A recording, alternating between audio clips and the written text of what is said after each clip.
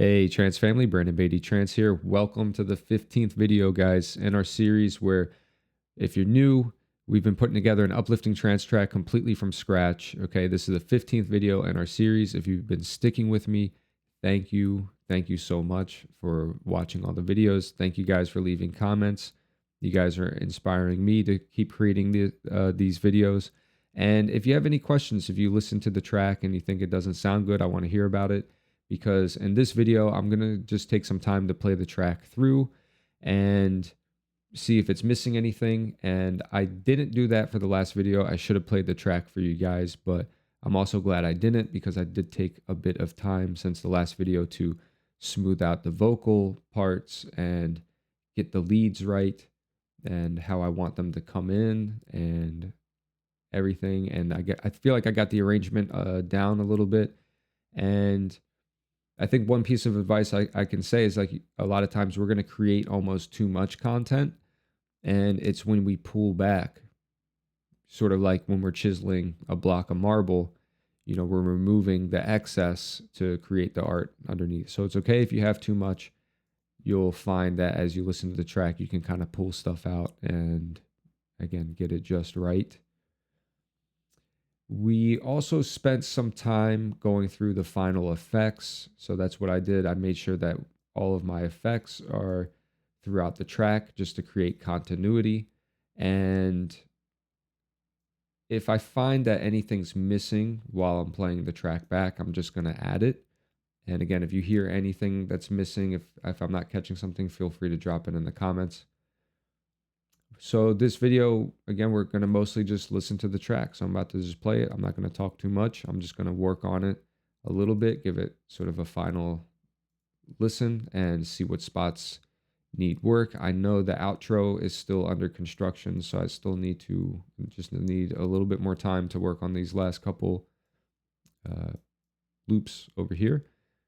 But all right, guys, I'll stop talking. Let's get to the music and let's check it out.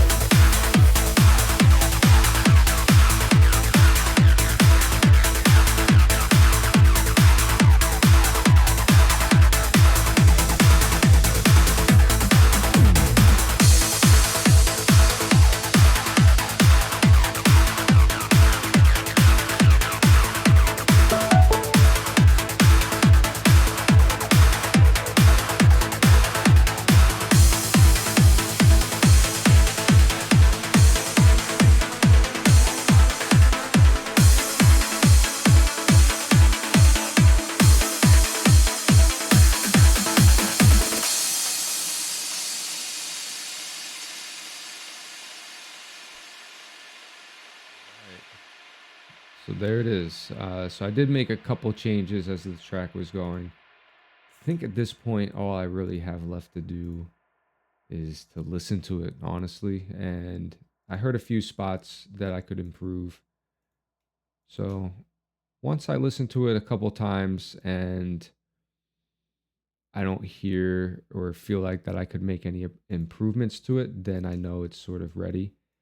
And this is, I think, an important point, or an important point to make is like when you get this far on a track, you almost want to like rush it out the door. You're like, oh my God, I just want to finish this, send it out to the label. I think the best thing that anybody could do at this point is let it marinate for a few days and don't listen to it. Don't listen to it at all.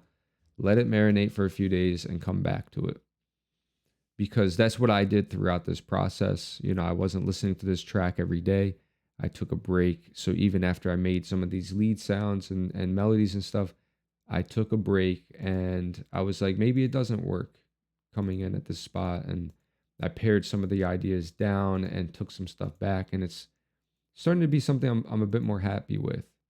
I used to have a lot more happening in the beginning, and I realized I wanted to really take my time to build the track up. I didn't want to give too much in the beginning. So, okay, guys, thanks for hanging out with me. In the next video, we will continue to talk about the mastering sort of phase of this the mixing stage and getting it ready for mastering. Okay. And we might be done after that. I guess we'll see. Either 16 or 17 videos. So, okay, guys. Hey, see you guys in the next video.